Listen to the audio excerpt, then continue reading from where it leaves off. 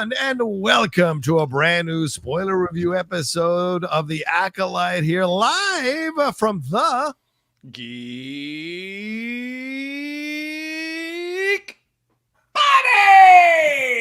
Buddies! Hey! We're back at it live tonight. You know, we like to do these finales for certain shows live. And when I presented this to the gentlemen, they were like, listen, this is the time we can do it live. And I said, perfect. Lock it down. F it. We're going to do it live. And that's what we're doing here to talk about episode 8, appropriately titled The Acolyte, here from the Acolyte series here, of course, from showrunner and creator Leslye Headland. This one's written by Jason Micallef and directed by Hanel M. Culpepper.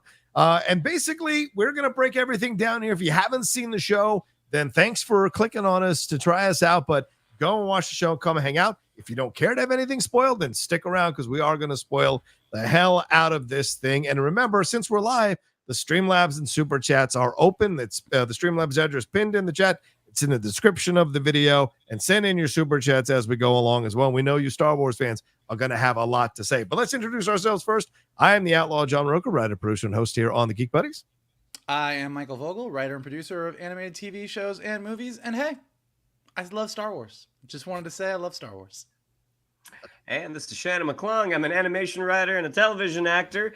And yeah, I love Star Wars too. And sometimes Star Wars gets things wrong. Oh, wow. He's saying Star Wars sucks sometimes. Woo, that's strong. That's strong. All right, so we're going to get into it here. This one, as I said, called The Acolyte. Basically, here's a synopsis. Everyone heads to Brendok, where this all started, with Osha and Qimir in a ship, Sol and May in 2 separate ships, Vernestra and her guy that looks like he stepped out of a CBS sitcom, Mog, coming with him, her and the Jedi Knights, and Vernestra having the pressure of the Senate breathing down her shoulder, breathing down her neck, rather, with new Senator David Harewood there to be a part of this whole thing. We have 2 insane cameos in Darth Plagueis, who look like Darth Gollum, and then we have Yoda at the end, his tiny little head there with Vernestra standing in front of him. So a lot for us to discuss. Michael Vogel, your overall thoughts on episode 8, The Acolyte of The Acolyte. Well, we've had some episodes that were really rough. We've had some episodes that I actually thought were decent. This one had a little bit of everything. It was a wild ride. I stand by what I've been saying for the past couple weeks. I think that watching these is like watching the worst parts of the prequels, in that I actually think the story that is being told here is good. And as we go through and talk about what actually is happening, the things that they want to have happen, I think, are cool. Like, I think getting to the end of this story, if I just told a stranger on the street my version of the events of this story, I think they would go, that sounds awesome. The execution, oh boy, uneven at best, and just what the fuck are you doing at worst? Like, there were some choices here that really drove me crazy. I think the biggest issue, and I think we've said this from the start, the biggest issue is the muddiness of the May and Osha relationship. Yeah. And what May really wants and what Osha really wants. And that's why when you get to this episode, the reunion, the fight, and everything that happens between the two of them, and I've seen a lot of people on Twitter saying this, people who actually really like The Acolyte, but like that the Osha-May relationship, which is the heart at the center of this entire piece, it doesn't really work. And that has cascading effects throughout. Also, I have decided that Basil might be the most annoying character in Star Wars, and we will get into why further in. Pick a side, Basil. Shannon McClung, your thoughts overall on episode 8 here, the season finale of possibly season 1 of The Acolyte. This episode was loaded with things that, if what had come before it had landed, would have been great. But for me, at least, a lot of this rang just incredibly hollow. You did have some really cool fight choreography. I thought that was a great lightsaber duel that we got between Sol and the Stranger. But outside of that, I'm like, man, I'm looking at my watch, ready for this to be done. And the cameos were kind of like, really, you're getting Yoda involved in this bullshit too? And like the first on-screen appearance of Darth Plagueis, having not really read a lot of the Legends material, I mean, really being introduced to Darth Plagueis through Revenge of the Sith. I mean, I know there are some big fans of that character. Yeah. I will be curious to hear what fans of that character thought of this show, because it certainly seems like if it gets a second season, that character is going to become more prominent. I also think the way that the season concludes, kind of teeing up that if season 2 does happen, there's going to be a lot of Vernestra, and I don't think that is you don't get a vote of confidence from me in that. So again, David Harewood, I think, is stellar, and Yes. he would be one of the reasons I'm like, all right, if like obviously if they get a season 2, man, I'm gonna watch season 2. And David Harewood, I think, would be someone who really stands out, just because I am a fan of his work and what he's done before. But ultimately, I mean, I don't know if this is Book of Boba Fett level, but it's just a little bit above it. Yeah, I mean, I watched it twice more today to kind of like, really hash out my feelings on this particular episode. And in the end, I still felt the same way after each of the watches, in that it's just disappointing. And I think, Shannon, you really nail it. The fact that they didn't do enough work in establishing these situations and these characters and the relationships, and really giving them more depth, so that when these big emotional things happen, the forced choke death of Soul, the reuniting of May and Osha, Qimir and Osha possibly opening the door to an ETL. Well, they are, but like the excitement of that, Plagueis peeking around the corner like Chris Hansen in Catch a Predator. Like, there's possibilities here that could have really knocked it out of the park. And Vernestra even like, oh my God, she's taking part in the cover-up. Why is she doing this? Like, there could have been things that really hammered home, and even the Qimir moment with her and Vernestra, where she senses him, like something out of Kill Bill, where they like pan to both of their faces. That would have been awesome. But in the end, because they didn't do enough of that, by the time we get to these final moments of this episode and the changes, they don't feel earned, they don't feel believable, and they feel convenient at times. There's some convenient plot devices like mind wiping that for me just really was like, this is copping out rather than organically making it make sense within the story that you're telling. So I found that to be disappointing overall. And yeah, I hear you. Like, it's the lower area of the rankings of the Disney series, maybe possibly lingering close to the bottom, but we'll see. Michael, let's deal with Osha. She is the main. Everybody wants Osha. That should be the new name of this show. Everybody wants Osha.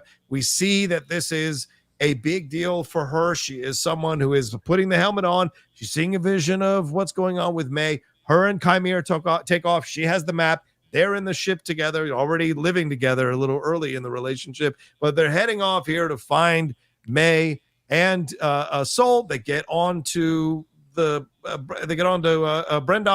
There and her and May have their confrontation. And when she hears Soul admit that he killed their mother, she completely goes to the dark side, embraces her full dark side force power, or possibly Jedi power, whatever you want to say. A force chokes Soul, turns the saber red, ends up getting out of there after they mind wipe May, and goes off with Qimir here to explore love for the first time. So, your thoughts on how Osha was handled in this particular episode and the beats that she went through storyline wise, and how the character made two drastic changes by the end of the show. Well, I'm not quite sure if it's just this weird combination of Amandla Stenberg's performance and the writing and the execution, where Osha, for the entirety of these 8 episodes, I've never really seen her.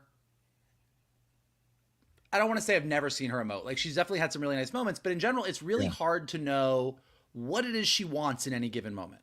Yeah. And part of the issue with these episodes being so short, which I think everyone on Twitter is kind of agreeing right now that whatever you think of the Acolyte, I think we're all agreeing that we think Disney Plus needs to be making longer episodes. Like, someone pointed out that when you're living in a world where you're watching The Boys and House of the Dragon and Acolyte at the same time, and two of them are an hour plus, and one of them is like 28 minutes.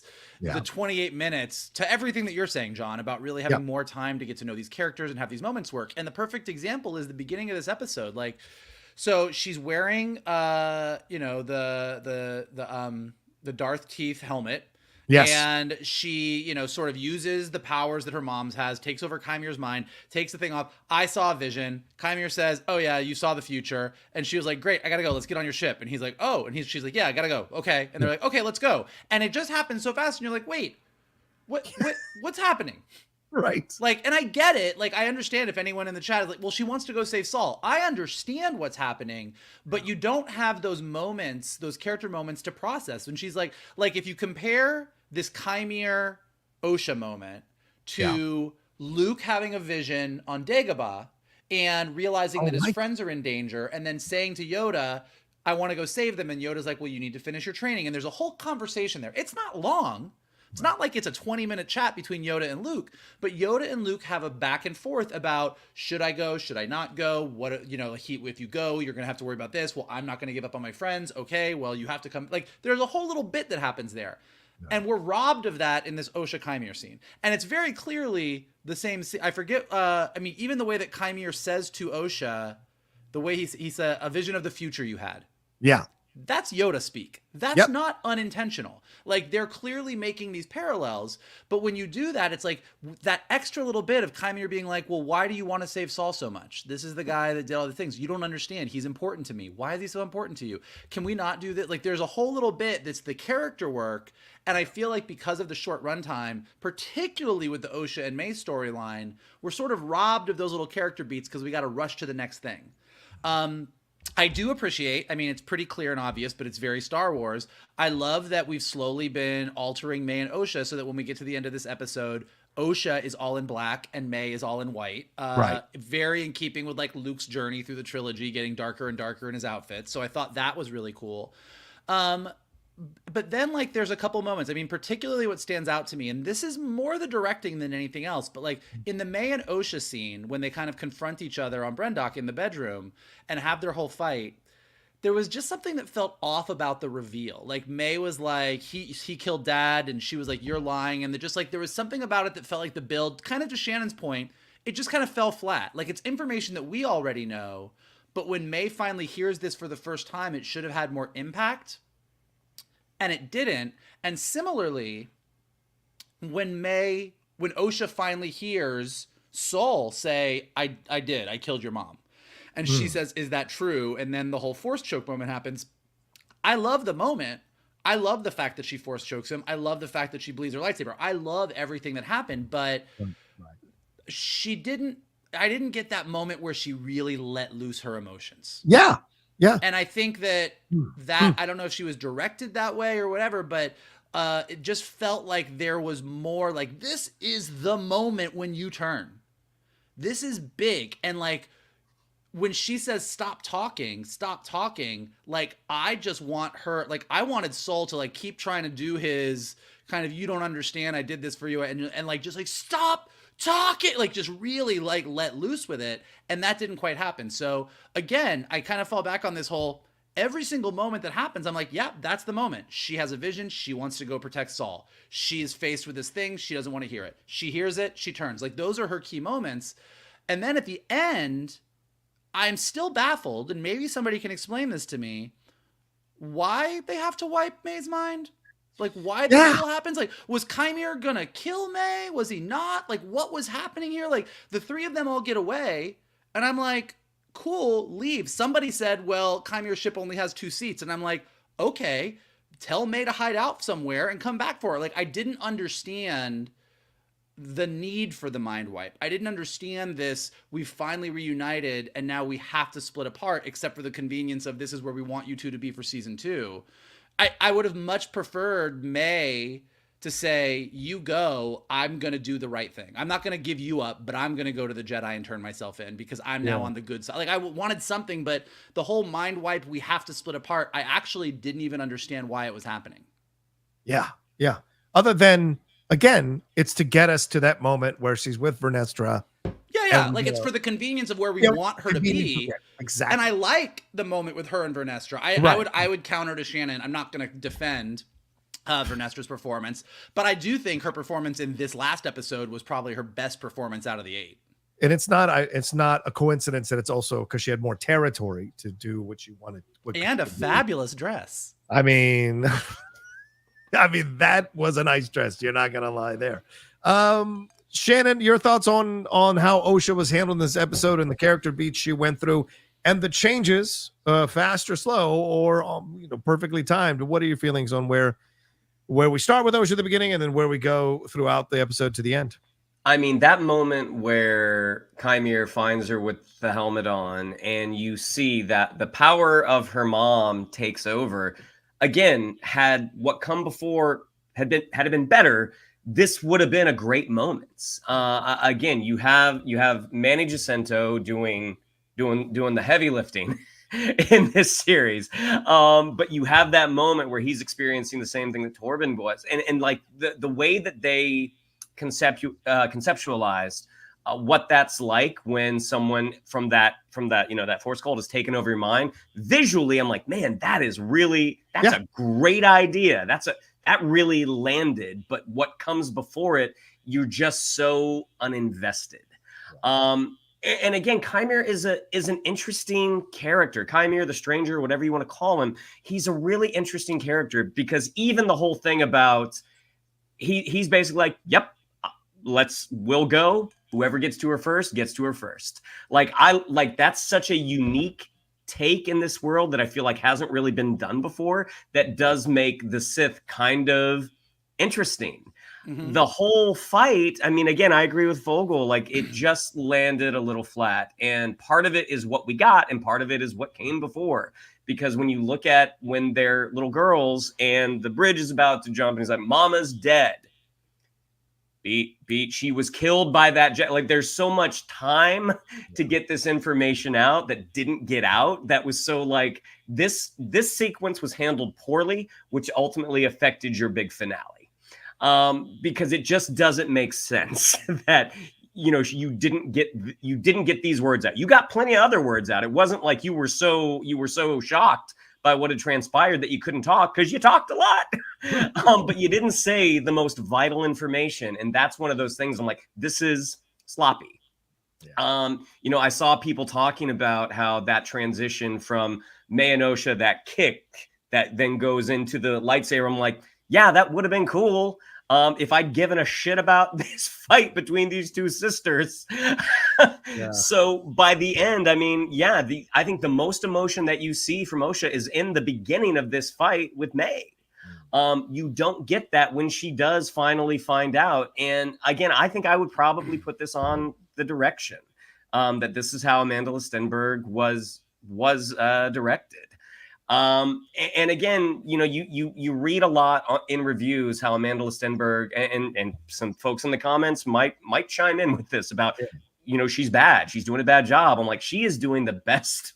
She's doing the best job she can considering the circumstances. It falls right into that whole prequels thing. I mean, you go back to those prequels and you watch Natalie Portman and Ewan McGregor and Sam Jackson and all of them, and you're like, I know you're a good actor, and so, Annie, you're breaking my heart. Like, there's some lines that you're like, yeah. And I mean, again, like, it is interesting because I think in the long road, and I mean, I'm just gonna keep saying this over and over, like, Leslye Headland clearly, much like Dave Filoni, has a lot of respect for the prequels. I mean, there's a lot of stuff here that is very much like, I want to honor the prequels, I want to honor George Lucas's vision, but she somehow carried a lot of the bad stuff with her too. Like she somehow there's this epic story that is being told that I'm, as a Star Wars nerd, super into and invested in, that I am having a hard time fully embracing because some of the execution, I'm like, yikes. Yeah, and by the time we get to that reunion where like the truth has come out, if we'd seen anything in Osha's past that led us to believe that she liked her sister, it would have landed a little harder. But I'm kind of like, you don't like her like this. Let's put a pin on that because I want to talk about that whole scene as Michael mind wipe everything with. I do want to get. So I absolutely. I have mind wipe thoughts, but I will Trust me, say there's a lot to talk about in that scene, so we will definitely have that as a conversation. Yeah, I agree with a lot of what you guys said. I don't think I can give Amandla Stenberg the kind of grace you guys are giving her. This is a seasoned actress by now. She's been the lead of films. She knows what the deal is. If Manny Jacinto can make the dialogue work, who is just as experienced, arguably, as Amandla Stenberg, then Amandla Stenberg could have made it work. I just think they made a decision that they wanted her to be a bit of a blank canvas. And they didn't want her to be evil or bad or good. It's just like you are. But I think that's. But I don't. You might be right. You might be 100% right. So I don't feel the need to really argue the point on her, except that if the decision is made that we want you to be a blank canvas, and you as the actress playing that role are told we want you to be a blank canvas, you do the best that you can while trying to be a blank canvas, which is kind of what it feels like she was doing. Yeah, but I think, we know as actors and of course as people who've watched a lot of acting, there are micro emotions you can do on your face that show much more depth and complexity where you would still maintain the kind of blankness, but you're maybe teasing little things or you're betraying certain feelings in certain quick moments. And I think that's what you're looking for in something like this. And although, the Osha stuff though, overall, but aside from the Amandla Stenberg, this is the character thing, right? And this is the frustrating part. And Mike, I think you absolutely are right there at the beginning.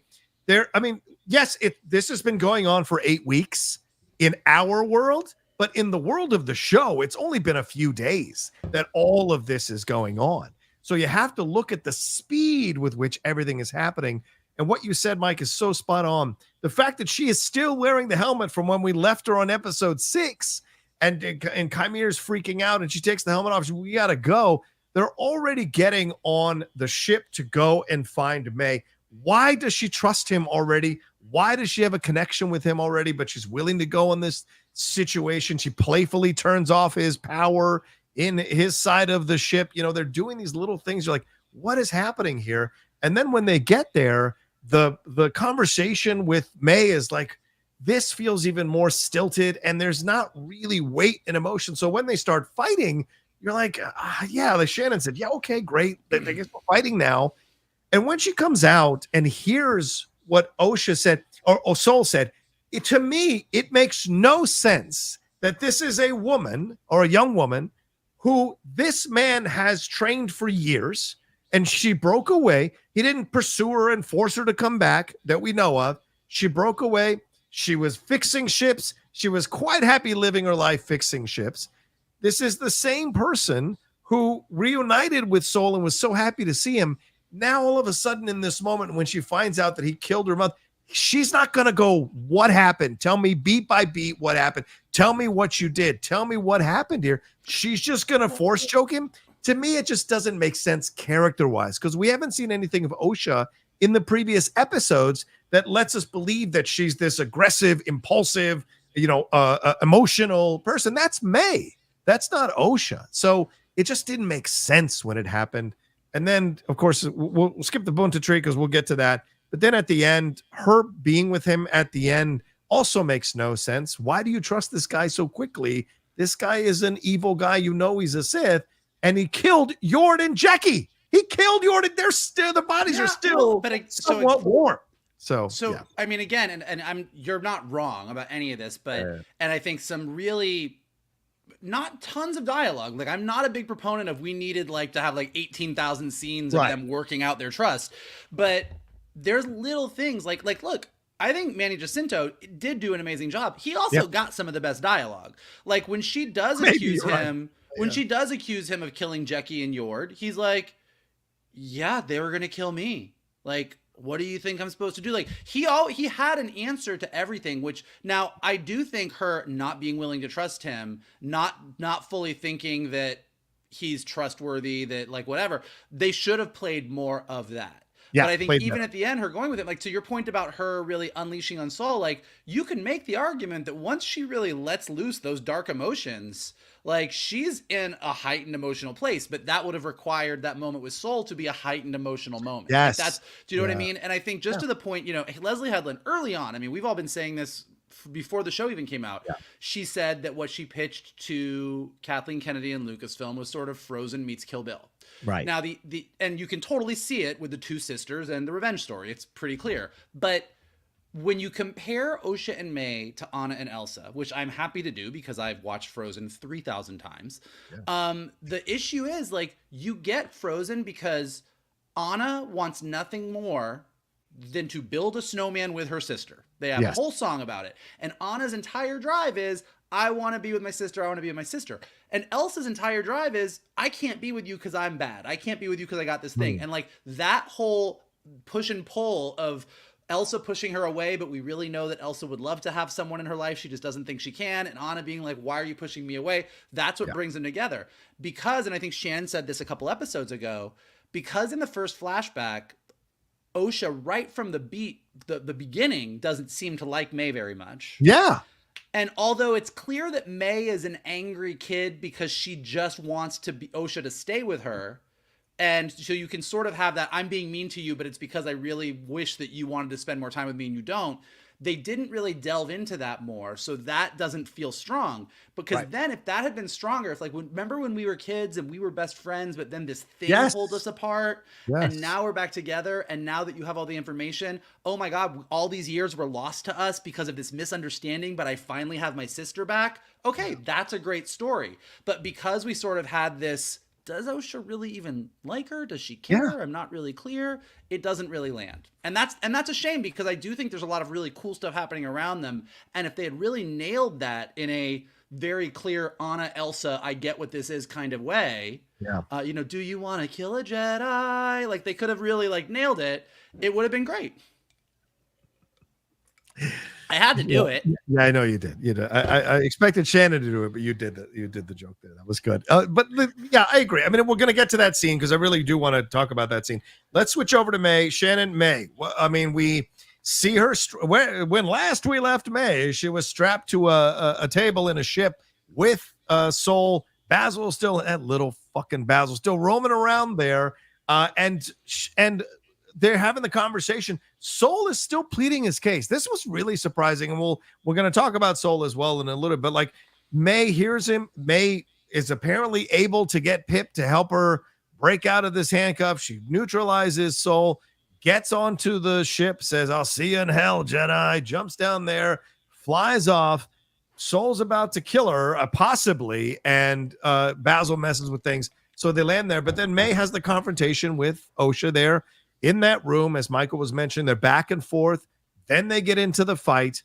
And then when it's all over, she's the one that says, like, to Sol, says to Qimir, rather, I don't want to kill him. I don't want to indulge in these negative feelings. I want him to tell the truth to the High Council, to everybody else. I want him to pay for his crimes. And then, of course, we'll get to the Bunta tree and all of that. And then ends up with Vernestra in that scene. So did you like the way this all went down with May? Was it believable? Do you think she's mind right? Why are you even asking him if he liked it? We know the answer. I have to set him up. So that conversation between Sol and May, as she's strapped to the table and he's like, why are we back at Brendok? Well, because, there's a virgins here. Like, this is how your mom created you. I never knew because I thought May was dead. I think he actually says that to Osha later. Yeah. But the whole thing about, like, why does he care about this now? Like, why did he care about it in episode 2? Like, this is a new want. May escaping, and again, this is a directorial thing that drove me, and it's not. This is the thing that's going to bother me. It's not going to bother you all. When she put that helmet on and her hair's in her face, I'm like, that looks fucking stupid. We've established you don't have to wear a helmet all the time in a spaceship. If it looks dumb, don't do it.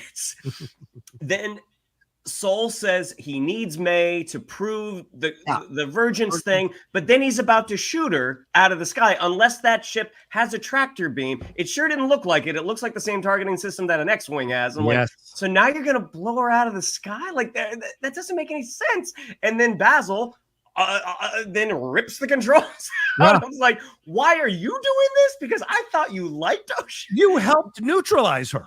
You know, what are you doing? Yeah. None of this shit makes sense. So why then did as they kick his ass into the forest when they got off the fucking ship.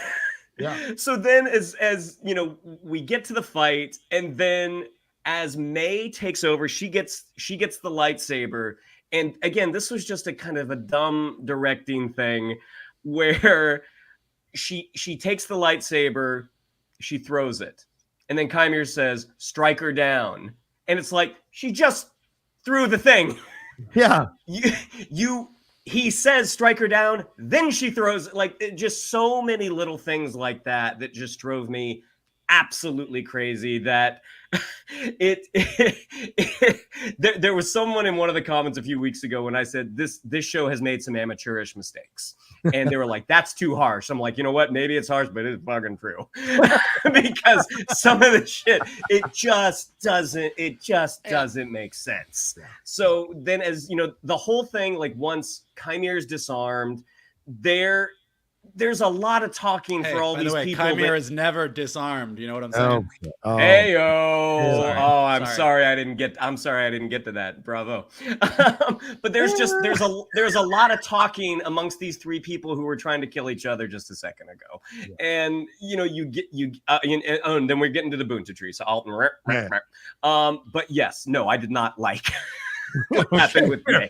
Michael, your thoughts and defensive. I actually agree with pretty much everything Shannon said, but what I will say is, at least May's drive was very clear in this episode. In this episode, it's been wild and all over the place, but May kind of going, fuck you, Soul. I'm done with you. I'm out of here.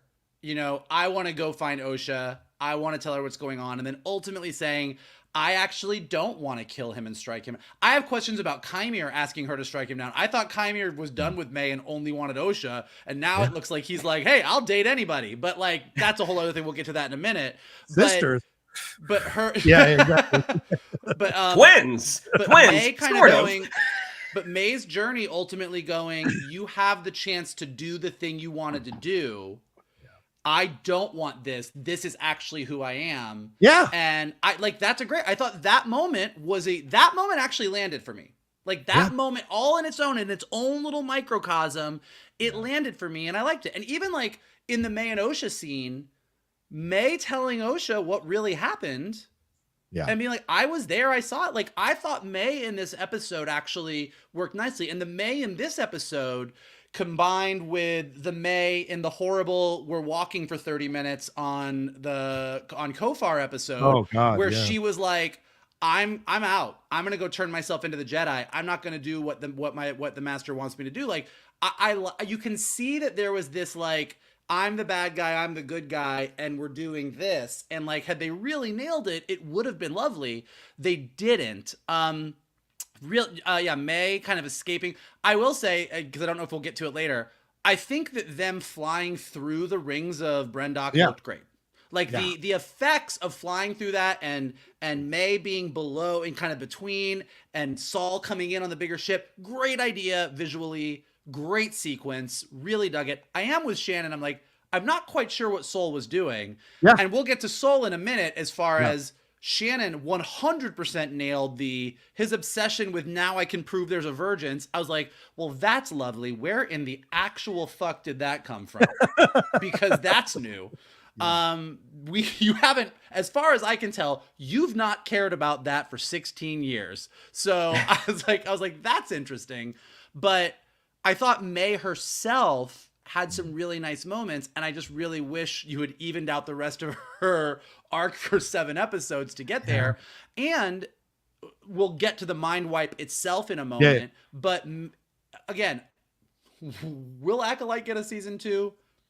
That's right up there with his Biden running. Nobody knows right now. But I do think that if they were to get a season 2 and really worked on their shit, like a May who doesn't remember anything being teamed up with Vernestra while Osha is with, like, there's interesting things that are possible here, but like the execution, not great. And we'll get to Basil in a minute too, because I am pissed at that little. No, take Basil now. I mean, let's do it now before we jump Basil into. I will say Basil has bothered me from the get-go, and I know like there's a lot of big issues that the show has, and Basil's probably not the most important, but I'm a big Star Wars fan, and I'm of a certain age that was the exact right age to love the Ewoks. I know not everybody loves the Ewoks. I fucking love them. Now, if you compare Wicket in Return of the Jedi to Basil, which I think is a fair comparison, Wicket's motivations are super clear. He's very cautious at first. Leia gives him a little granola bar. He's into it. He's like, Wicket as a character doesn't speak at all, but you understand his motivation and what he's about. I defy anybody to explain to me what Basil's motivation is. And I think the problem is, we talked about the problem with Wookiees last episode, that it's hard to get a Wookiee to emote because you actually have to have someone translating what they're saying. Like someone has to be like, oh, well, Chewie's upset about this. Oh, Chewie wants you to win. Chewie wants, like whatever. None of the humans paid attention to Basil.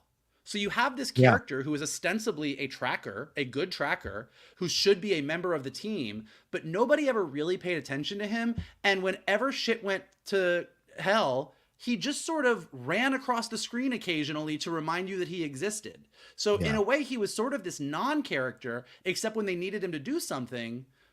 But then you had no idea why he was doing it. Like, I'm with Shannon. Saul is like creeping up on May. All of a sudden, Basil starts ripping things apart. And I'm like, are you having a seizure? What is this?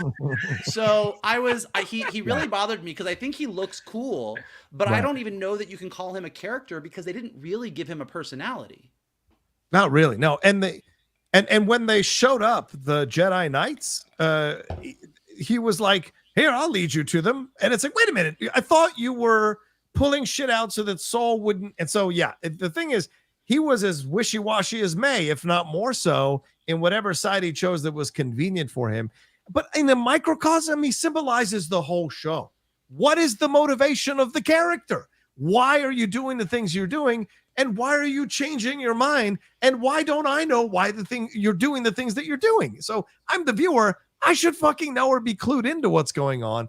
And so in a lot of ways, Basil represents a lot of characters in the show. Unfortunately, Osha and May being top of the list in comparison there.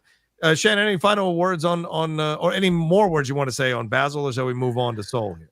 I mean, Mike Kalinowski actually texted me and Vogel this morning, and he was just like, hey, can you writers tell me why Basil would have done this? And like, I think I said a good reason? No.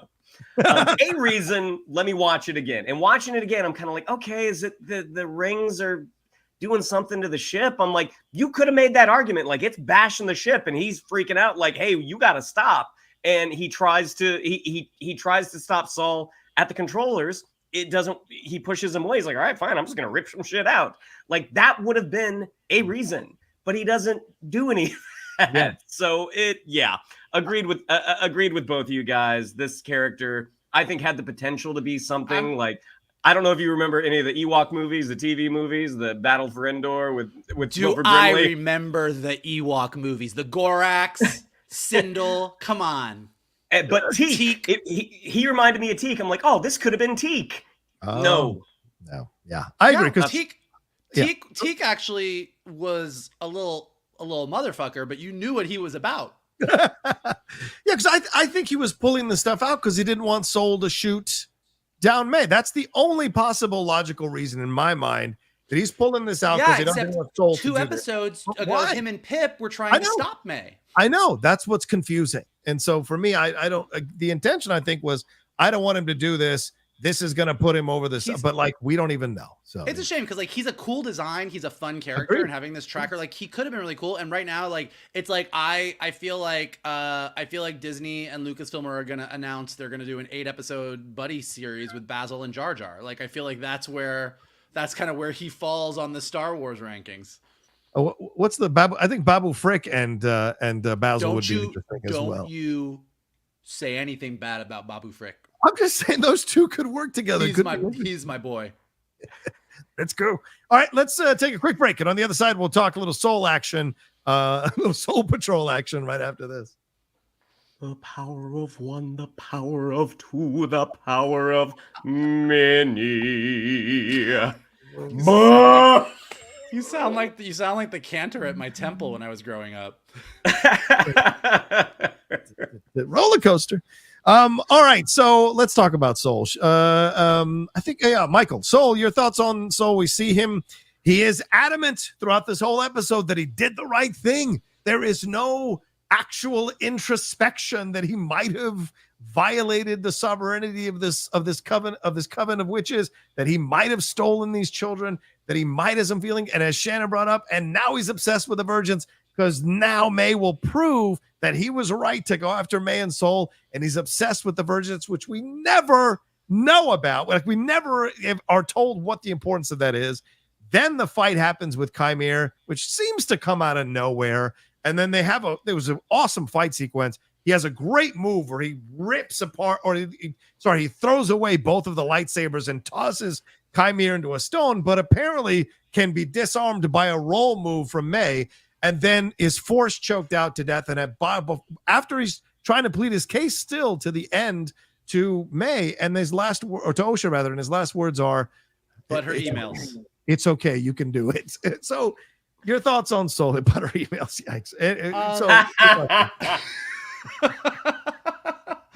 So I mean, we already talked about it, but I do really think, as far as I can tell, the only reason that they wanted Soul to be focused on the virgins is because they needed him to get to Brendok, and May and Soul didn't know where Qimir and Osha were, I believe. Yeah. I think that's right. If I'm wrong, somebody correct me. But I think what they you're in the room and you're like, okay, well, we need everybody back on Brendok, and he's like, okay, well, he now can prove that they're virgins. Oh, that's a good idea, but it's not, because it doesn't. It just gets you pulled away from the core story. So if everybody, this whole show is about everybody wants Osha. Qimir already put his finger on it. He's like, everybody seems to want you. If May was like, fuck you, I'm out of here, I'm going to tell Osha the truth. And Soul is like, no, you're going to cloud her against me. I have to plead my case. And everybody's going for Osha. It kind of solves a lot of the problems here, because the virgins thing is just stupid. Yes. The fact that Brendok is a Force Virgins, is a planet that has a Force Virgins, great. The fact that the cult used the virgins to create Osha and May, great. The fact that Soul now cares about it after 16 years, not great. Soul's journey for this whole thing has kind of been, I'm going to come, I did this thing, I kept it a secret, I feel like it was justified. Now the truth is all coming out. I'm going to tell Osha the truth. I'm going to come clean to the Jedi Council, whatever. But I want to plead my case to Osha, because I don't want her to think bad of me, because I want everyone to think that I'm a good guy. That's pretty clear. And if that had been the driving motivation, I think it would have worked better.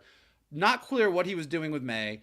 Then when he gets to the planet, the Qimir Soul fight just kind of happens. Again, if Soul was like, what have you done to Osha? And Qimir was like, she's mine now. And then they fought, I would have bought that. That would have been perfectly fine.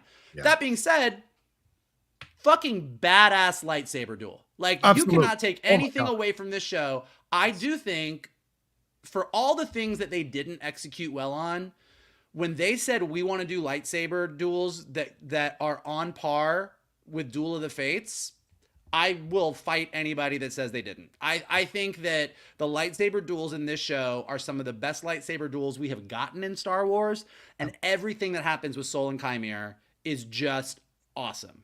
Had they really been fighting over Osha, which is kind of thematically what is happening, but had they really been fighting over Osha, I think it would have made the fight emotionally more impactful. And then Soul, you see why they cast who they cast. Yes. Because if they not cast him, this guy has been carrying this secret, and when it all comes out, still insists he did the right thing. Yeah. Still insists, I was protecting you, I did the right thing here. And it's like, no, dude, we saw what you did. You didn't do the right thing. For all that we complain about Osha's motivations and stuff, in this singular moment, even though I wanted a little bit more emotionality, what she says, if you thought you did the right thing, why didn't you tell the Jedi Council? Well, they would have done this. Well, then why didn't you tell me? Right. Well, you don't understand. No. So again, the execution made it fall a little flat. The Osha May throughout made it fall a little flat. But pulling back and just talking about this as a mythological story in the Star Wars universe, her force choking her master because he lied to her for 16 years about killing her mom. Yeah. And that being the moment that her that she breaks the Kyber crystal and the Kyber crystal bleeds and her lightsaber turns red is a badass moment in Star Wars that was not executed badassly. Yeah. Yeah. Agreed. Shannon, your thoughts on how Soul was handled and the construct of the character, because no one gives Soul a chance to tell what actually happened. Your mother was turned into dust. She was turning May to dust. And I freaked out and stabbed her. Okay, that's what happened. I'm sorry. Like that's to be fair. Last week when we reviewed the flashback episode, you went on a tirade and said Soul was a groomer. So I don't know that anything he could say is going to necessarily win her over. That's a fair point. I wouldn't say tirade. I would passionate plea, but like, but I think that. But of course, that wasn't the sense though that you got, right? It was that he flipped out in that moment, and so the thing is, it's an easily explained away moment, and I think that's where the fault lies. The fact that he never gets his chance to explain his point of view on this whole situation, which would have changed the show, by the way, would have made it harder for her to go to that other level if he got a chance. I think that's the cop-out, is that it's a story that's not shameful to tell. It's an understandable, tragic story. He should have been able to tell it after 16 years. Your thoughts, Shannon, on how Soul was handled throughout this episode and his untimely demise? A lot of missed opportunities. Yeah. Because in terms of like character motivation and everything, I think Vogel hit on it, and it doesn't matter how I say it. I'm not going to say it as well as he did. Yeah. But what I will hit on is the moment of that, when that duel starts, like what a missed opportunity for us to see how bad Qimir is. I mean, to hear like, as Vogel already said, like she's mine now. Like what a great opening to a fight. The actual choreography, fantastic. Yeah. The little sword and dagger thing that he's able to like take his lightsaber apart, throws both of them. He did that in episode 4? Episode 5. That happens, and that's a huge moment. And Soul, you see the progression there that Soul's able to block it and basically do the move that Qimir did to him. I'm like, this is all great. This is all a lot of fun. The moment that he cuts off the top of Chimir's lightsaber, it can no longer operate. That was badass. It's like, well, what? But you did the thing on the bottom part. Why doesn't that work anymore? Like the logic there just doesn't match up. And we get that moment at the beginning with Osha and Qimir, where she does the thing with Torben. What a wasted opportunity. Why wouldn't you do that to Soul? Because the moment of putting him there and letting them have a proper conversation, I mean, a quick one, but you go back. Yeah, you go back out. His eyes are black. She's force choking him because ultimately, like he's aware enough to say it's okay. Like, I don't know what that gets us at this point. So why not lose that and basically have him die in this, in this sort of, fever dream that she puts him in. I think in terms of justice, I'm like, man, that would have been a great moment. And again, it's very easy to Monday morning quarterback a lot of this, which is what I'm doing right now.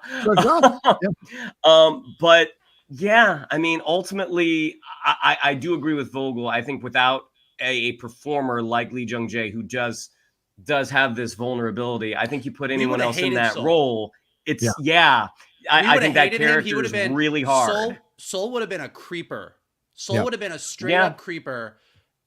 And like, because it was him, there's this sympathy in his eyes. It's just like, he really did great. Like, I mean, I do think at the end of the day, him and Manny Jacinto really are the breakouts of this show, as far as like, even though Soul's motivation at the end and his Virgins BS kind of got weird, like they both carried some really interesting things like that. I mean, look, Chimir's hot, obviously, but beyond that, like he really did sort of make you go, I get why you joined the Sith. And Soul was like, your heart's in the right place, but you believe the hype a little too much about the Jedi, about your own shit, and you're not seeing what you did. It's a fascinating thing because you look at it, it's almost Barbie-esque in that you came out of a show that was written by women, with women leads, and you're talking about the two male characters, right? Coming out of Barbie, you're talking about Ken. And so it's just like, it's an interesting how that situation kind of plays itself out, in this way. And and so anything more on Soul? Shall we move on to the Bunta tree? Okay, let's do it. So they get to the Bunta tree after the untimely death of Soul, who, by the way, if you're a Force Master, I think you could sense the beginnings of you being choked, but never mind. I guess just let it happen. But we get to the Bunta tree. They're there. May shows Osha how she escaped through this little tunnel, which apparently the lights still work 16 years later as they're going through the tunnel, the motion sensors. And then solar powered. It's solar powered. What, son? Anyway, solar powered. You said it. Don't roll your eyes. This is your fault. I've corrupted him effectively, Shannon. We get to the Bunta tree. They have this tearful reunion. And then Qimir, and it's like, I'm sorry. Like, I'm sorry I didn't believe you. All this kind of stuff. And then Qimir shows up, who, by the way, took off as soon as Vernestra showed up. So shows you how much dedication he has to those girls. And then he's like, if I can find you, the Jedi can find you. Osha wants to stay. Osha, in essence, says the Jedi will believe me. I'll tell them the story. They'll understand. Qimir says, no, you still trust them after all this, blah, blah, blah. Eventually, they convince Osha to go with Qimir, and they're worried that May is going to stay and maybe tell the truth. And May's like, no, it's fine. You go. I want you to go and be all you can be. Okay? And then Qimir goes, well, I could mind wipe you. I could do that if you want. And they're like, okay, yeah. And she goes, yeah, okay, fine. Yeah, mind wipe you. It's no problem. Erase all my memories. No problem. No, I don't even think about it. Just do it. And then, boom, they erase her, and we have this tearful goodbye, and she can't remember her, and they take off. So, Shannon, since you brought up the Bunta tree, I give you this first shot at this entire scene. Take it away. Yeah, it was kind of dumb. Her surviving, I was because at that point in the episode, I'm like, are we not going to find out? Because we never saw, to my recollection, and feel free to correct me if I'm wrong, we never saw how deep that hole was beneath the bridge. This is the first time we've seen it in 8 episodes. Like, that seems like a mistake. Like, you might want to get a shot of that at some point, just so we're aware of the danger that these two little girls are in. But as they're kind of walking out, and you get that tearful reunion where they start to recite that poem, which I thought, based off of the episode 3, I'm like, that's gonna be important. And you find out, like, I thought you made it. Like, all right. Qimir getting there and basically saying, like, if I can find you, the Jedi can find you. And there are moments in this sequence where, again, if we cared more, if we were more invested, as you see Basil leading the Jedi, it's like, oh man, what are they gonna do? Right. Where he says, like, I can attempt to force wipe her. Like, I can attempt to wipe her memories. Right. So you would think that as she's embracing that, it would be more than this. Yeah. Because it seemed very easy. And there was absolutely no physical toll on May at all. And I think you get more out of that goodbye, because you do have her kind of miss some words here and there, but I think you get more out of that goodbye if you see her wince. Like, if this is as big a deal as Qimir is making it, it probably hurts a little bit. Like, there would be something, but there was just nothing there. And I think that's what's happened with a lot of this series, is it's just kind of a big kind of nothing. And which sucks, because the bleeding of the Kyber crystal, there are some great, awesome moments here, but it seems like this show probably needed to have about 3 more months in the writer's room to really nail down what they were doing. Michael, take it away, brother. What are your thoughts on the Bunta tree scene? Well, so I'm gonna 2 things. One is the mind wipe doesn't bother me. I think everything Shannon said about making it feel more effective, it wouldn't bother me if I understood the need for it. Like, Qimir having a dark force ability to mind wipe May, cool, great. I don't care. Give it to him. Like, do it. But I think what I really had a hard time understanding in this episode is Qimir and Osha, I get. He knows how powerful Osha is. He wants Osha to be his acolyte. I'm assuming so he can take out Darth Plagueis, his master, at some point, but he doesn't know that Darth Plagueis is peeping from the cave. But we'll get to all that in a minute. But the last time he saw May, he was done with her. Yeah. And he was like, I don't want you anymore. Osha's the real prize. Leslye Headland and everybody on the internet has made a very big deal about the fact that he never showed May his face. May only ever saw him in the mask, as far as we know. And I think Leslye Headland sort of confirmed that. And then Osha, he shows who he really is. Like, his connection to Osha is much stronger to May. He shows her everything, if you know what I mean. But yeah. Girl, do I ever. But then in this episode, you have the moment where she all of a sudden is confronting Soul, and he's like, strike him down. And you're like, isn't that what you want Osha to do? And then you get to this moment at the end where he shows up, and it's like, obviously he wants Osha to go with him, but May is like this loose thread that nobody seems to know what to do with. So they're like, mind wipe and go. It's like, there's not Osha's like, you have to come with me. We finally got back together. I don't want to give you up. And then Qimir says, well, no, you have to. Like, it's just, it's kind of like the moment at the beginning where Osha's like, let's go get rescue Soul. Like, where we end up, I'm not necessarily upset about. Like, I obviously know that Osha and Qimir are going to go away together at the end, and May ending up with the Jedi is perfectly fine. But the reasoning or discussion or why do we have to do it this way, it just never was really clear. So the mind wipe, to me, it's not like, it doesn't feel plot devicey. It just feels sort of out of nowhere. Like, I just don't understand why they had to do that. So I just was sort of left scratching my head. The other thing, and I guess this kind of falls into the mind wipe thing. Like, I think one of the big mistakes they made, and Shannon kind of touched on this with Darth Plagueis. It's almost also a mistake they made with the lightsaber bleeding.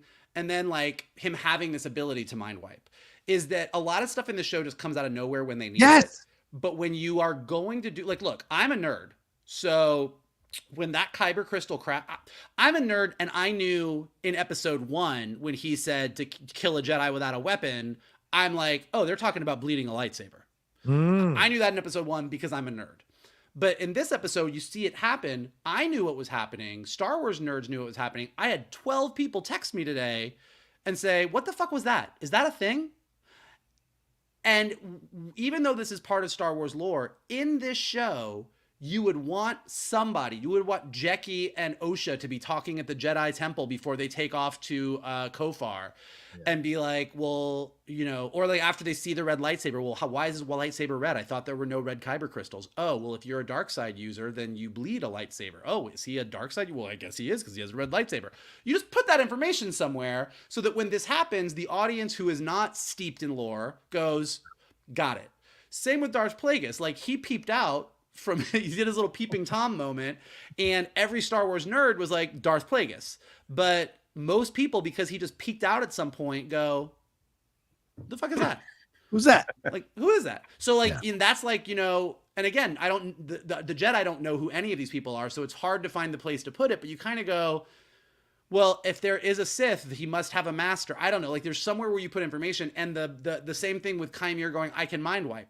If Qimir at any point, episode 5 and beyond, had mind wiped anybody for any reason, then when he goes, I can mind wipe her, you're like, oh yes, I have seen this before. That's just like, when you want to have a big moment of something, you just sort of put it earlier somewhere, you mention it, you bring it up, so that down the line, you're like, oh, I see where this is going.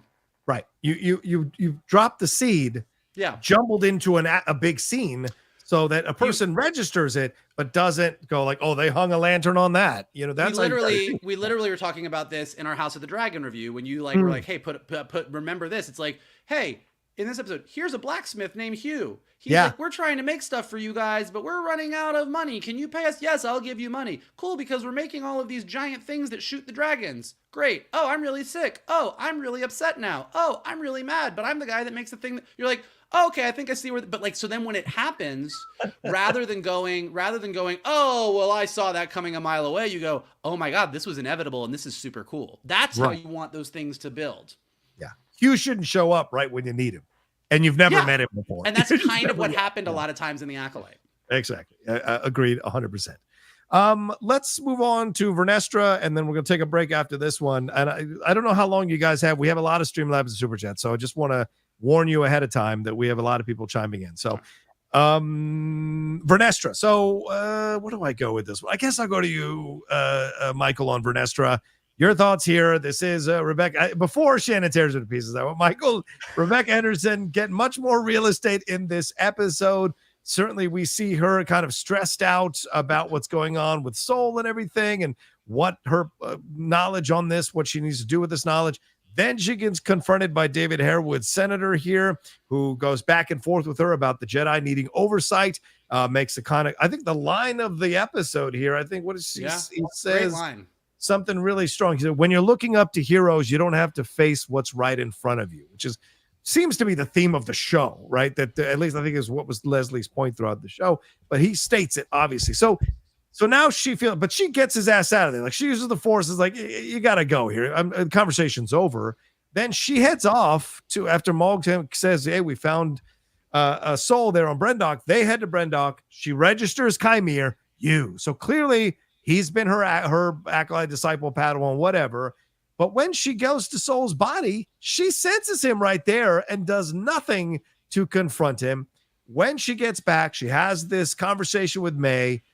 I suppose we're supposed to believe that May is completely mind wiped, because remember, Qimir does say, I think I can do it. So who knows if she is or not, but they're having the back and forth. He eventually gets her to be on his side, but then she lies to the Senate. She lies to the council about everything, blames Soul, says Soul killed himself, killed all the Jedi, and that'll be that. And then Yoda shows up because she called for him earlier in the episode. So, fascinating character who makes the same decisions that Soul made 16 years ago in Brendok. So your thoughts, Michael, on how they handled Vernestra here? And a lot of people speculating that she's actually the Dark Sith Lord in all of this. Your thoughts? I don't think she is. I think she's, I mean, look, she does a lot of covering up, but you know what? So does the little green guy that she goes to talk to at the end. So he's not innocent in all this either. I think this was her best episode. Right. I think she was more interesting in this episode than she has been thus far. I think she had more to work with, and I think she did a better job. I think that her scene with Senator Rainquest, whatever his name was. Yeah. Raincourt. What? Raincourt? That was a great scene. Okay, that was a great scene. Like that was really great. And you're right. Like, that really is Leslye Headland getting to the point. Like, when he says to her, you guys think you can control this thing that's uncontrollable, and she's like, we don't control the Force, and he's like, I'm talking about your emotions. Yeah. Like, that's the key. This whole thing is built around George Lucas came out with those prequels and said, Jedi don't let their emotions get in the way. And Leslye Headland's point through him is, the fuck they don't. Like, that's not a thing. And so that's a really, really interesting concept. Also, what's interesting is, during the High Republic, when you read all the novels, like, the Jedi helped out the Senate. They helped out the Galactic Republic, but they did not follow the Galactic Republic's orders the way that they do in Phantom Menace. Yeah. And this whole, we need Senate oversight over this religion. This is the beginnings of why the Jedi are in the position that they are in Phantom Menace. So it's really, if you're a nerd like I am and you love your Star Wars politics, it's really cool to see this moment where, oh, this was the event that pushed things over the edge that got the Jedi to where they were. So I thought that was also really interesting. Also, do I think they're going to get a season 2? I don't know. Will it be better than season 1? I hope so if it happens. But what I think is interesting is, and people have been pointing this out from day one, Vernestra Rwoh in the High Republic novels is pretty awesome and not angry. Right. And Vernestra is angry and doing a lot of back dealing with the Jedi. And how did she get to this point? But I think that, like, this Qimir reveal, which we saw coming as soon as we saw Qimir's back in episode 6, was 100%. Like, oh, this is interesting. Vernestra, who, by the way, her Jedi master was one of the goats of the Jedi. Like, Stellan Gios was one, there is no Jedi better than Stellan Gios. He was one of the absolute greatest Jedi of all time. Vernestra Rwoh was his Padawan, became a Jedi Master at a very, very early age, younger than everybody else. 15. And then she has a pupil that it goes so bad that she whips him on the back and he disappears and becomes a Sith. That would make you pretty angry. Yeah. So again, the nerdy part of me is like, this is a great story. This is interesting. Execution-wise, not so much. And then her going to Yoda at the end, I know a lot of people have feelings about it, but it makes sense, man. Like, I appreciate the fact that they didn't have Yoda going around in this series being like, Kofar, we must go to see what they're doing. Like, I'm glad we didn't get it. But Yoda is a Jedi Master at this point in history. He was a Jedi Master during the High Republic. Also, he covered shit up during the High Republic. He covered up that the Sith were back in Phantom Menace. He covered up that Anakin was Darth Vader and didn't tell Luke about it for 3 movies. So Yoda covers up this. So this whole thing about the Jedi doing cover-ups and what Sol and all of them did on Brendok, and that Vernestra is doing it now, and we're like, holy shit, we've never seen a Jedi do this before. Literally, Obi-Wan Kenobi and Yoda do this in the original trilogy. The Jedi cover shit up all the time. Need to know. Shannon, your thoughts on Vernestra here and her performance, if you like, but her character beats throughout this particular episode, where we end up with her lying to the council and covering this whole thing up. I don't think I need to go into the performance. I think my feelings have been pretty clear. I will say that I agree with Vogel that this was her best episode, but I would also say that was a very low bar. She was in the best scene. I mean, David Harewood, that was a great scene. Yeah. And I mean, again, you both already said it. The line of the episode is that when you're looking up to heroes, you don't have to face what's right in front of you. I'm like, man, that's a crackerjack line.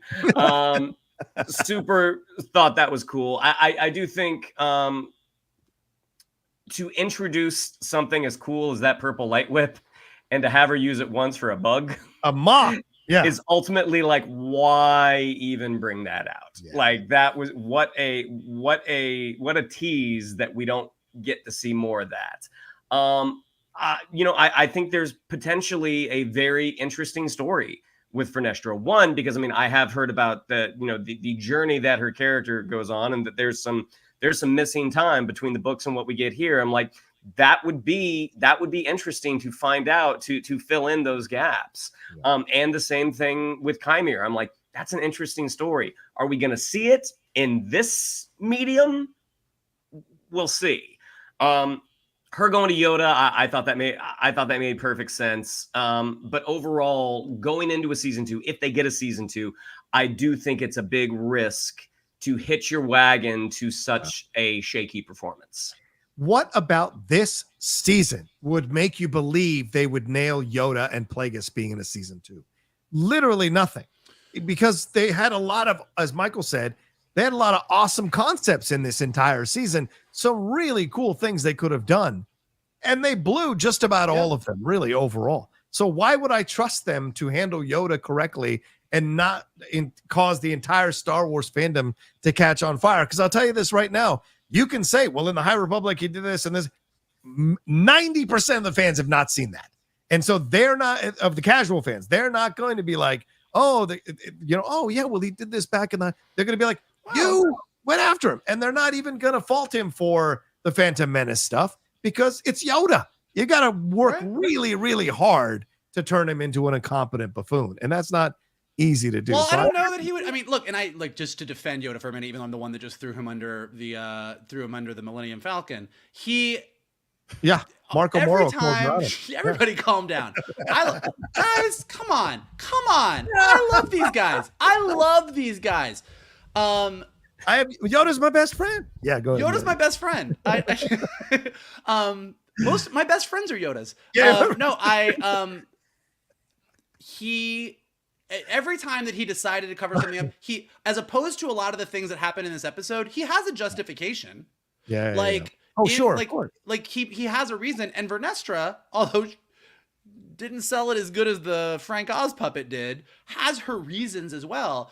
I don't think that Yoda would show up in a season. Like, again, what about this season makes me think they're going to get a season 2? Very little, except for the fact that I think Qimir hit big. Yes. I think his freaking Cortosis helmet already sold out on the Hasbro website. Yeah. And I think that there is just enough that's actually really interesting about the lore here that like I want to know more of the story. I'm curious, and I also think for me, and this is, everyone has their own taste on these things subjectively, but give me something that has bad execution, but underneath is a really great story, and I want to continue with it. Give me something that has amazing execution and looks pretty. I'm looking at you, Rise of Skywalker, but has no story underneath. I don't care. I don't need to see anything again. So there's a part of me that wants to see it. I want to see how Yoda handles this. I want to see what is the deal with Darth Plagueis and Qimir. Like, is Qimir his apprentice right now, and is he stepping out with Osha, or does Darth Plagueis really want Osha all along and is using Qimir? Like, I don't know, but I'm interested and I would like to know. Well, but you can't wash the favoritism out of your mouth, because if Leslye has been planning this for 2 or 3 seasons and casts her wife as one of the main characters of the show to be a big part of season 2, that's favoritism. And that to me is dangerous, because I'll tell you this, Carrie-Anne Moss should have been Vernestra, and Rebecca Henderson should have been Indara, who gets killed in the first episode, who essentially gets run over, in my opinion, by the other Jedi because she's not a strong enough leader in that on Brendok. And so, and then we're done, right? And we go with Carrie-Anne Moss. Carrie-Anne Moss leading a second season of the Acolyte, I would totally fucking watch that as Vernestra. And she could play the levels, you know? So just throwing it out. All right, let's take a quick break. And on the other side, we'll talk about these cameos, and then we'll answer your Streamlabs and Super Chats, and wrap up our thoughts on the show here right after this. I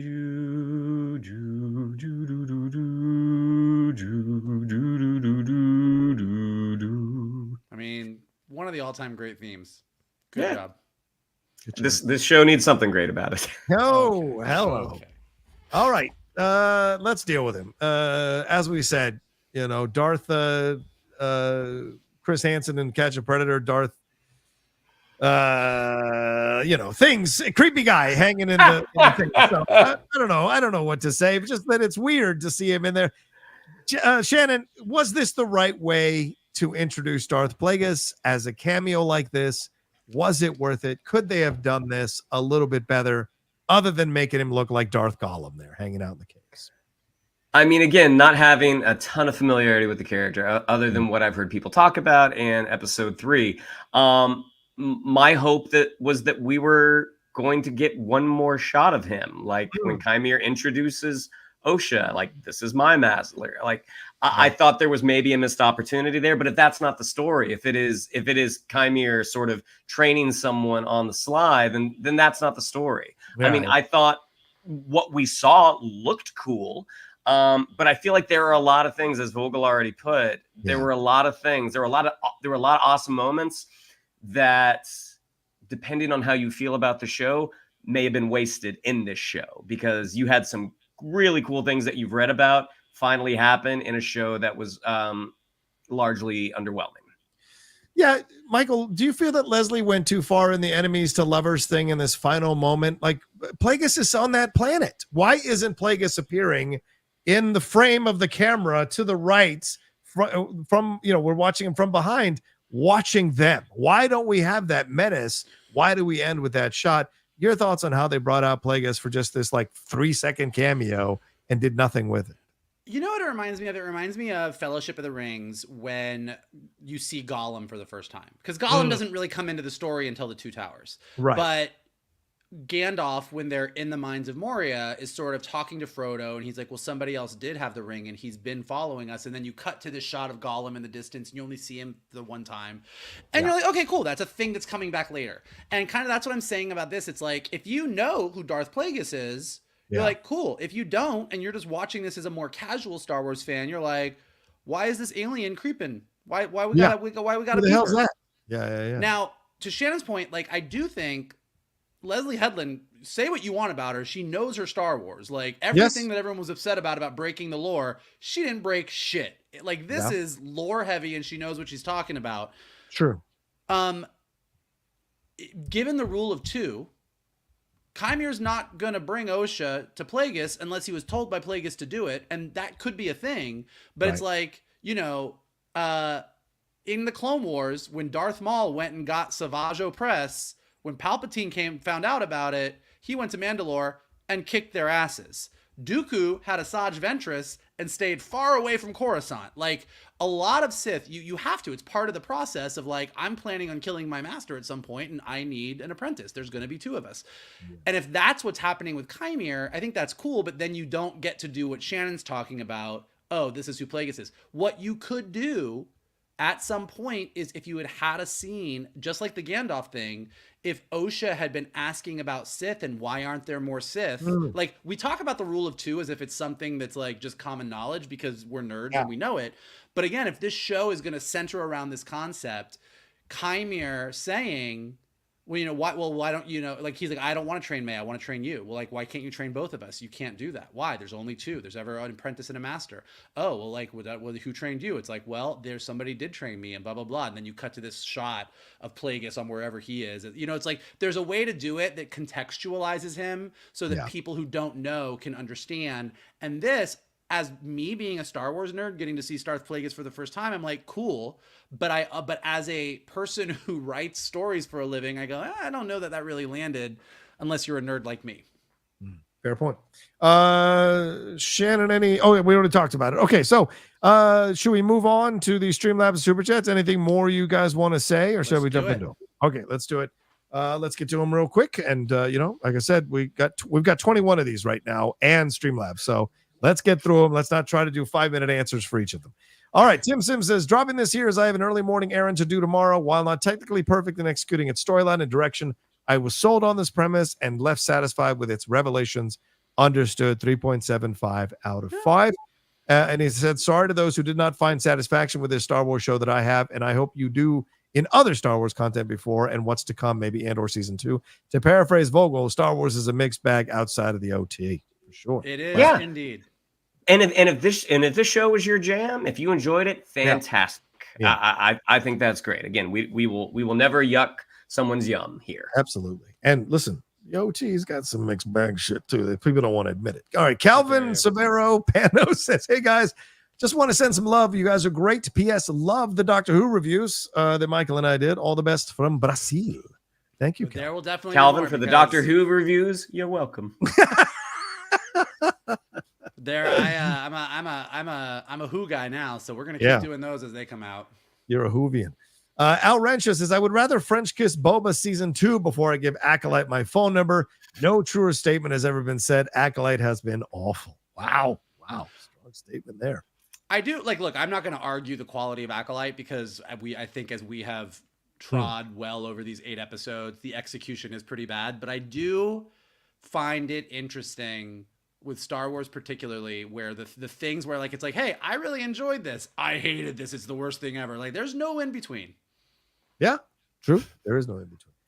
Julius Wyatt says, how can Sol be charged with Indara's murder when he's clearly training students when she was killed? I guess everyone in the temple got the memory wiped. Oh, that's a great point. Shit, that is a great point. Huh. Well, again, we've talked about the passage of time in this series and how it's not done great. So, well, and not, again, that's a really good point. I would say, again, if they'd had more time, which I wish they had, I don't know that anybody outside of the Jedi Temple knows teaching schedules. And I think that Vernestra could have easily manipulated things to be like, oh yeah, Saul was gone this whole time. But that is a very good point. Yeah. Louis Berry says, hope Mads comes back for Andor season 2. So do I. That would be awesome. That would be so good. I'm Two Fly Cam says, love the Geek Buddies. Don't love Disney plus Star Wars, though. These shows all need an overhaul except for Andor. The storytelling is mediocre at best. Yeah, I did my reaction, live reaction last night after the show because I just needed to talk about it with people. And I feel that way now. I've come around on this. Is just concretely what I feel. The storytelling and the character development all in almost every sample of new Star Wars is just not up to par. It's not up to snuff. Other than Andor, everything, even Mandalorian season 1 and 2, I can pick out filler episodes or episodes where it's like you're confused about why the characters are doing the things they're doing. So it's just been across the board. There's issues. And I think this is just the latest example. And this finally kind of turned to me on it.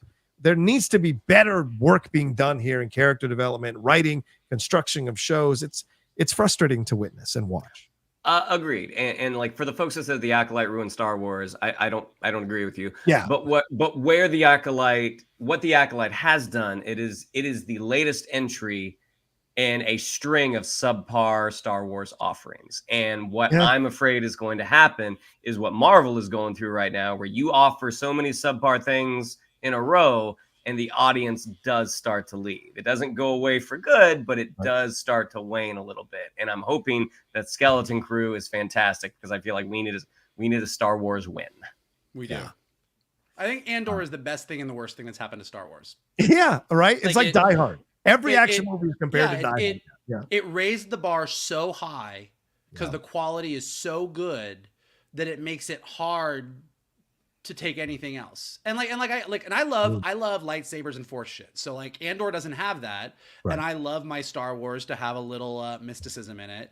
But aside from that, like Andor, at no point in Andor did we have any confusion about what any character was wanting.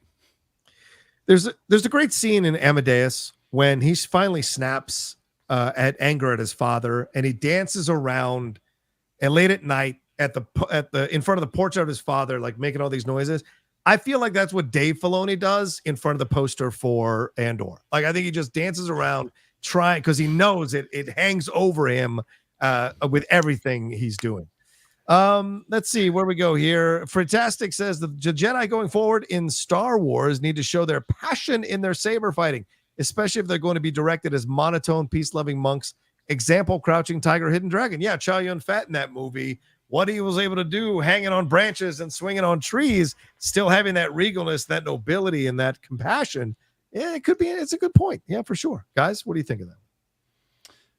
Yeah, look, I think Jedi showing passion in their saber fighting 100%. I also think Star Wars going forward and like this is what I like about what Leslye Headland's doing and what I liked about what Rian Johnson is doing is Star Wars is kind of stuck in a repeating pattern.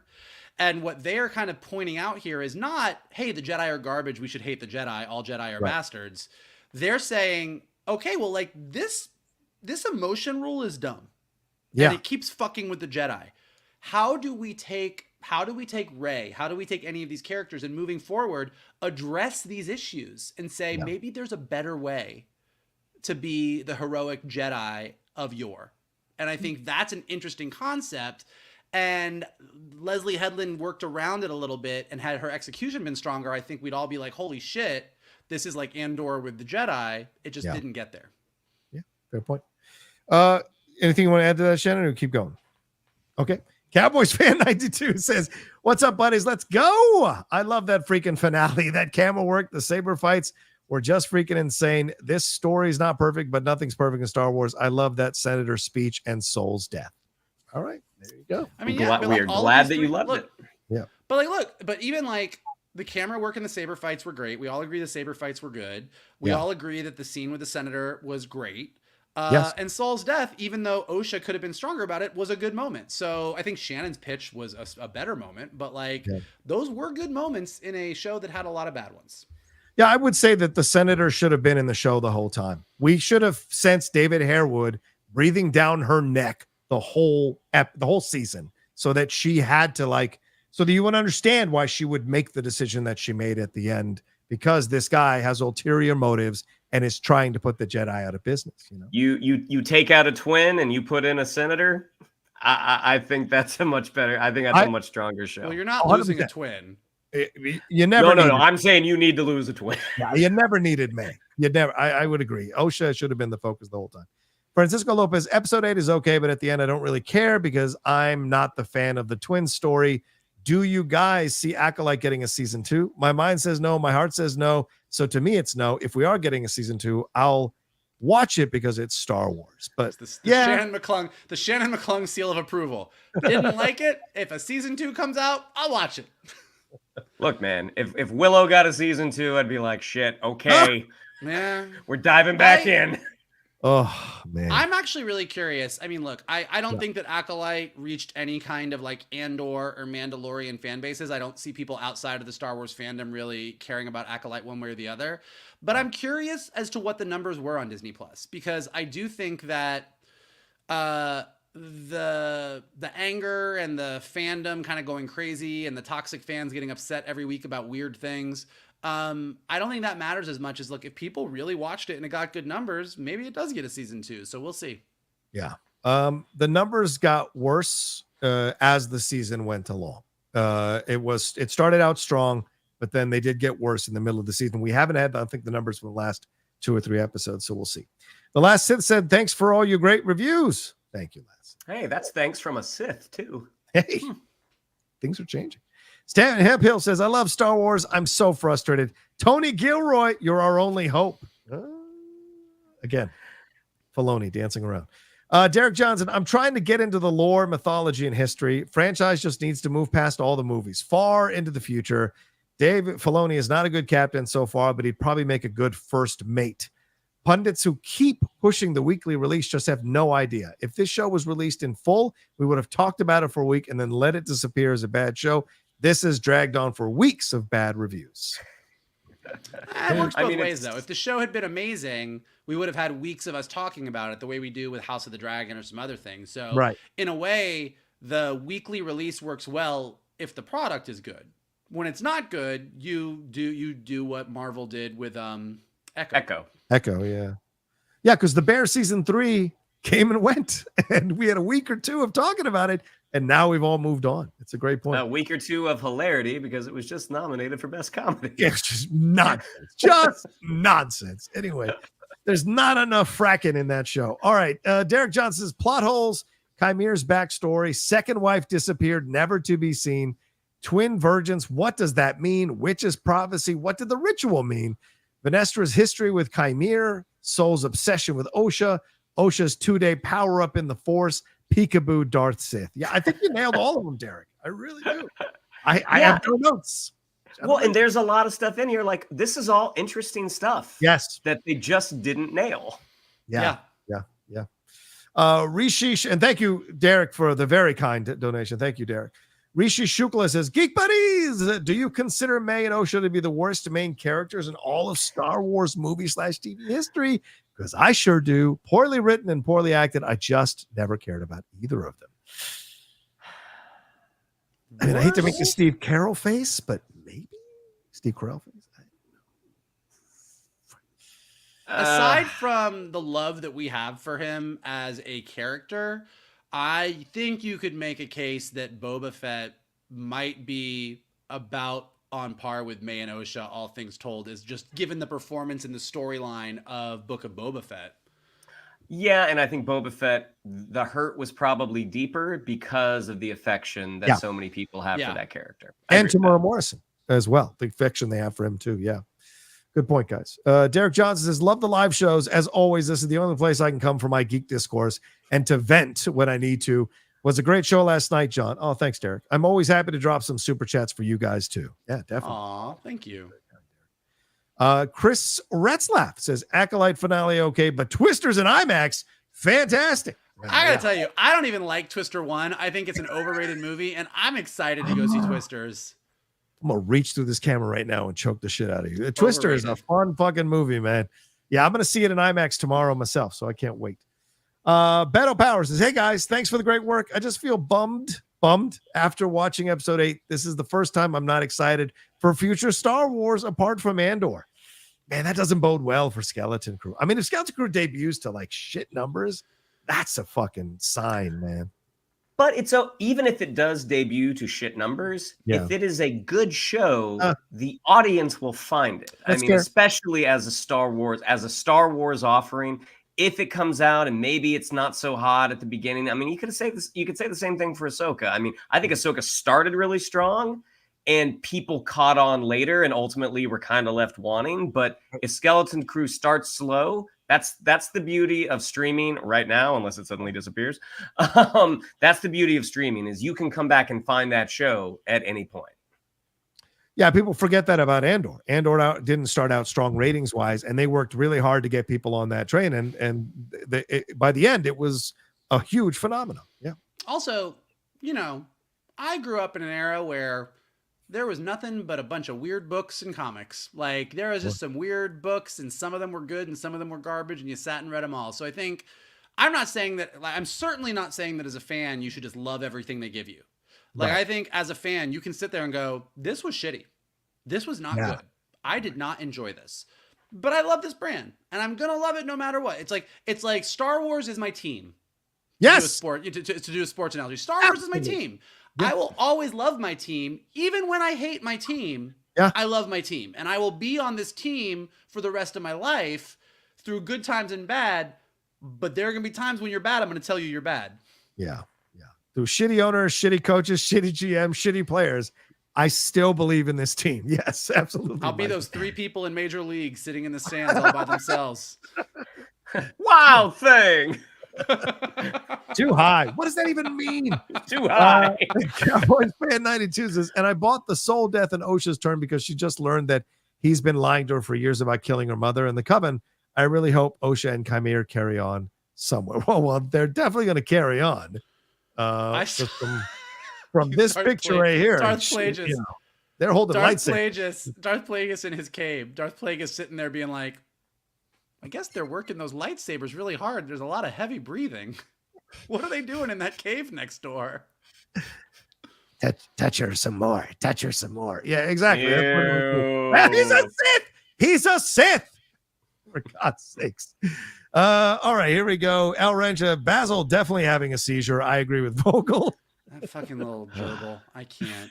Julius Wyatt, will Yoda sense that Vernestra is lying to him if season 2 happens? Yeah, I mean, he's a master Jedi. He has to sense that she's not lying to him. I don't think she's going to go lie to him. Well, I don't think you lie. You don't lie. You don't go to Master Yoda and say, hey, I lied. She's going to go to Master Yoda and say, the Senate wants to do oversight. This is what really happened. I told them it was Soul. And then he's going to be like, your old apprentice it was. And she's going to be like, whipped him, you should not have. Like, that's going to be the conversation. That's just like, really? We're going to bring this up now? I thought we talked about it. Porta Geekin says, when did Osha get these powers? Brother, you and I both. About a week of actual time has passed since the start of the show. This is what I tell people. It has not been 8 weeks. It's been a week in the chronology of the show. When Osha crash landed with the prisoners, she tried and failed to use the Force. A few days later, she can force choke and bleed Kyber crystals. Great point. Gentlemen. Again, like, look, I think, and Shannon, I think, really nailed it as well. That scene where she puts on the helmet. Yeah. And then everything that happens, it happens for 2 seconds and then it's over. But if you had really made a deal about it's like going into a, a sensory deprivation chamber. Like, she's got all that power in her. Like, this isn't even just like you're someone who has some midi-chlorians and maybe you could train to be a Jedi. This isn't some Sabine stuff. This is like, you are made from a virgins in the Force. You have, and the way that you can access this is through your anger. Like, it kind of was thrown away in the episode that the reveal that she left the Jedi Order because she couldn't get her emotions under control. Yeah. Like, that's why they were like, no, good for you.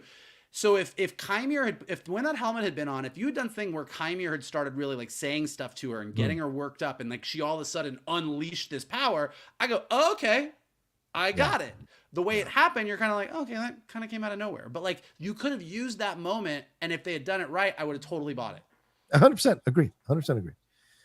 Mike's Mount favorite. Hey guys, love the show. Wasn't a big fan of the finale. However, I'd like to ask this question. If they move forward with a second season, highly doubted, do you see them going with a new showrunner and writers? Ooh. I would hope so. Yeah, I'm kind of in that camp. I would hope so as well. And keep Filoni away from it. That would be the other thing. Well, Michael, do you think I don't think you can keep Filoni away from it, not in his new position. Or in his position. It's been that position for a while now. Yeah. I don't know. This is where I feel like I'm being like this defender of the Acolyte, even though I agree with most everything that John and Shannon said. Leslye Headland knows her Star Wars, and the story that she pitched is cool. So but like, clearly the execution didn't work, and clearly some of the writing is god awful. So it's like, what do you do to go in and go like, Leslye, the story you're telling, I believe in this story. I want to know where you want this story to go. Yeah. but we need to bring in some heavy hitters underneath you to really sort of figure this out. And I don't know. I don't know what that conversation looks like. Look, they moved George Lucas off this franchise after the prequel trilogy. So nobody's untouchable is what I'm going to say. Nobody moved him off of it. He sold it to Disney for billions of dollars. I mean, someone talked him into it. People create shows, and those shows get taken over by other writers. That's true. Yeah, all the time. Walking Dead. Yeah, and I mean, I don't know in Leslye Headland's heart of hearts if she thinks, man, I nailed it. But I would think that she wouldn't, just based off of being a professional in this industry, seeing how other things that you've been involved with have taken off, and how this one did not check all the boxes. Yeah. But see, and this is a great point. Lone Phoenix says she gets powers by being near her other self. May completes her. Yeah, that's great in your head canon. None of that is in the show, and that's the problem. We shouldn't have to do the heavy lifting. Like last week, I saw people write a 20-post thread on Twitter about Torben's inner conflict and mental health issues and homes. I'm like, that is awesome. And you did a lot of work here to really touch base on things that we're talking about more. None of that is in the fucking show. So like, you can't create shit and try to make people feel stupid that they didn't get it on a level that you got it when none of that is in the show. So I'm just saying. All right, let's see what else we got here. Jim Fan says, thought ACOLYTE had great ideas, but really bad execution. I just couldn't invest in the May Osha storyline. What they did with with Soul's story arc was kind of crappy. Also, if I had $1 for every time May ran away from someone, I'd be rich. LOL. Just in the one episode. And again, she might have learned it from her master because he took off as soon as Qimir, as soon as Vernestra showed up. So maybe that's a learned behavior. Paul says, I'm baffled why they involved Yoda. As the most powerful Jedi, he should have sensed the deaths and the cover-up. The show made him complicit, tarnishing his reputation. This is considered canon.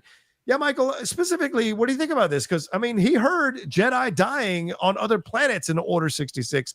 How would he not know that this is going on at this stage in his Jedi mastery?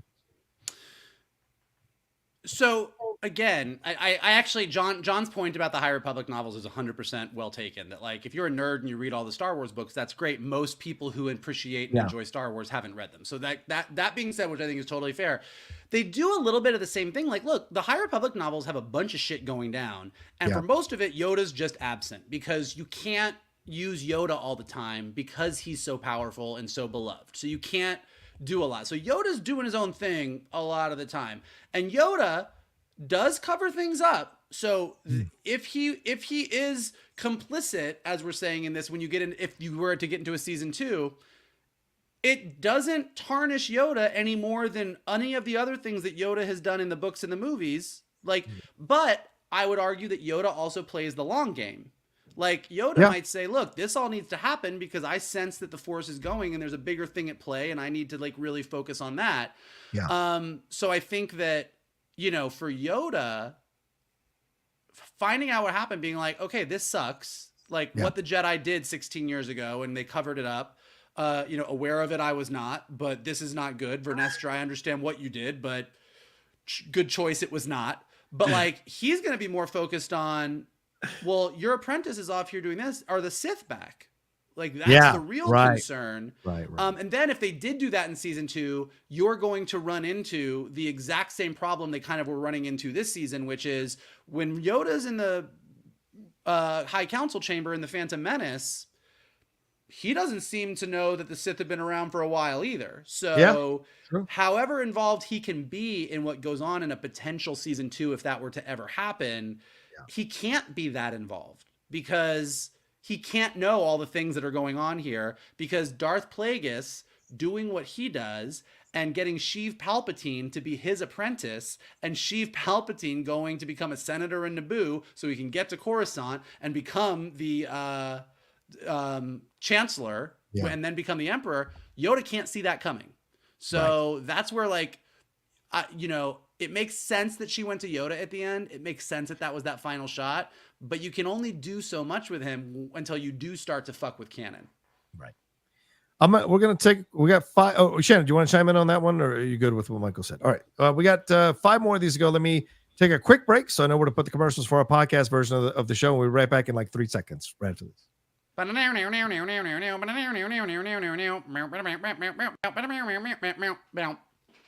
think that's How dare you? Paul continues. He says, if the premise of your show is that the Jedi are imperfect and corrupt, you must execute this with the utmost care, as it is a serious matter to present viewers. Portraying it in such a haphazard manner is disgraceful. You know what? I got to agree with Paul. There was no other Jedi to balance out what was happening in the show. Like no other good Jedi to be like, wait, what's going on here? And it just was frustrating. You know who could have been? I mean, like to this point, Well, by the way, I agree with that point. I do think that as much as I do when like I can sort of squint my eyes and say I like the story that was being told here, I do think that when you're telling a story that does sort of tarnish the Jedi, it would have been great had it been better. Yord, had he not died, or had you done more with Yord, could have been. Like as much as we all in those first 2 episodes, like Yord's a dork. Yeah. Yord was a true believer. Yep. Yord was a by the book Jedi. Yord would have never done what happened on Brendok. Yep. Like, he would have never done it. And Jeki as well, like was a very, like those 2 that died, like they actually would have been great Jedi. And would have, and I feel, I don't know, they're dead now, but I feel they would have done, they would have been honorable great Jedi that we would have been like, you're big heroes. And I think that the idea that there were big Jedi heroes and that there are these people that could have been, and they were taken away, had you really handled them differently in those earlier episodes, there would have been, and that could have been a part of it. You know, Osha could have been more upset about that. You know, like I just think there's more they could have done to balance it out. So I agree with the point. Yeah. Shannon, anything you want to say? I would have gone with Jeki. I think the fact that she was also Saul's Padawan, current Padawan, I think the symmetry there would have worked really nicely. There is a great scene between Jeki and Osha after Osha finds out that Saul killed her mother.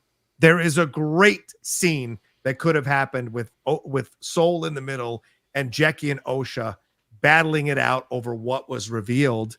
And that would have been fascinating to see that play out for sure.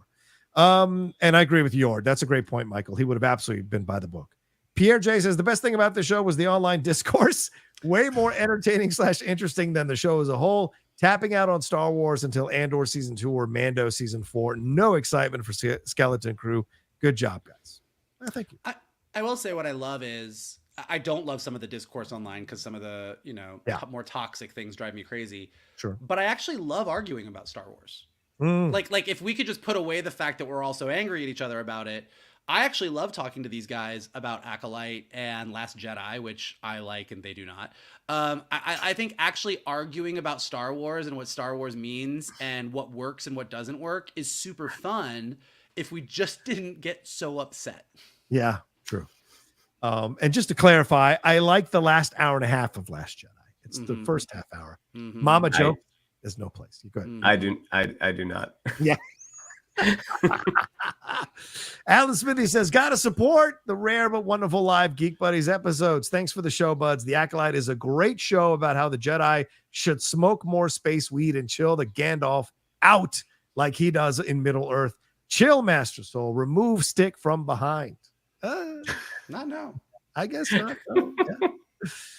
Empress Maddie says, hey guys, I believe they switched places because her eyes started to flicker at the end.